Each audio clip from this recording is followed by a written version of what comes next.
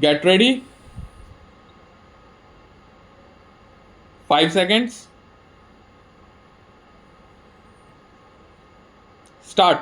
Then, sir, there is another problem which is with reference to the cooperative societies. As far as the cooperative societies are concerned, I can realize the anxiety of the Honorable Minister that if cooperative societies are employing less than 50 people and if they are not employing power, it is desirable that this obligation should not be imposed on these cooperative societies in view of the fact that it is our intention to encourage cooperative societies. These cooperative societies might not have the necessary wherewithal or the resources and therefore may not be in a position to contribute to the provident fund. On the other hand, there is another aspect of the question which it is also necessary to take into consideration in this behalf, and it is necessary because this type of protection and many other types of protection are given by way of encouragement to the cooperative societies. Again, there are many unscrupulous people who form some sort of cooperative society which is a cooperative society only in name and which in fact is merely a proprietary concern, and then they take advantage of these particular provisions. Sir, we have realized that there were owners and there were employers who were taking advantage of the fact that the number was kept at 50. It was only when the employees were more than 50 that this particular act was applicable so far. They were partitioning their establishment into various departments and into various units, and thereby they were trying to escape from the provisions of this act. Fortunately, the government has now made it clear in this bill that no such partitioning will be useful to the employer, because even if there is partitioning now, they will all be considered as one consolidated establishment, and if there were more than 20 people employed, then this particular law will be applicable to them. Some such trick is likely to be resorted to by the employer by calling his concern a cooperative society and thereby trying to escape the extension of the benefits that are being provided for the employees in this particular bill. Now, sir, there are cooperative societies acts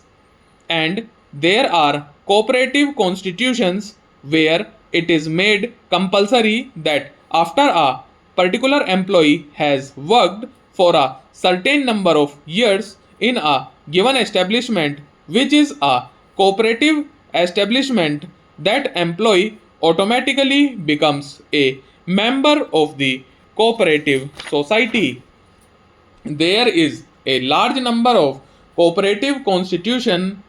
of this type where the right of membership in the cooperative society is granted to the employees who were working for a particular number of years in that particular society. I can understand that if this particular bill exempts such societies which permit their own employees to become members of those cooperative societies, it would be quite fair, because in that case these employees themselves will become members and therefore they will have a dual role of employers being members of the cooperative society and also of employees. If, however, a particular constitution does not provide for such compulsory registration of its employees who have worked for a particular number of years in that concerned as members, then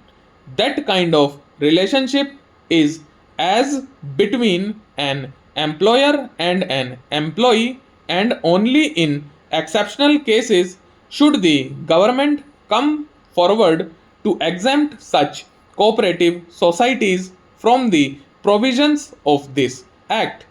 This kind of blanket exemption, which is provided in this particular bill, might perhaps be misused, though I quite appreciate the anxiety of the government to see that the cooperative societies are allowed as free a scope and development as possible in view of the national policy that the cooperative sector should be encouraged as far as possible.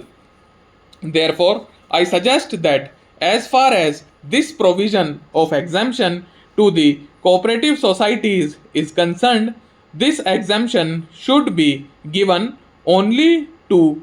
those societies which permit their employees to become members of the cooperative societies, and as far as other cooperative societies are concerned, it is only on merit that the exemption should be granted, and there should not be anything like a blanket exemption where merely because it calls itself a cooperative society, merely because of its being a cooperative society, it enjoys the exemption which has been provided therein. Then, sir, there is the question of what is known as the infancy of an industry. Here again, sir, a distinction is made between establishments that employ 50 or more people and the establishment that employ between 20 and 50 people. Now, sir, as far as the establishment that employ 50 or more people are concerned, the infancy period is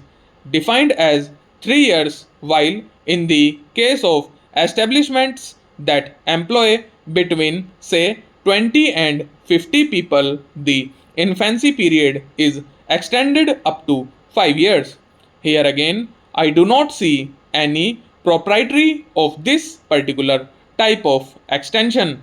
I would like to draw the attention of the Honorable Minister to the fact that there are a large number of industries that are coming up.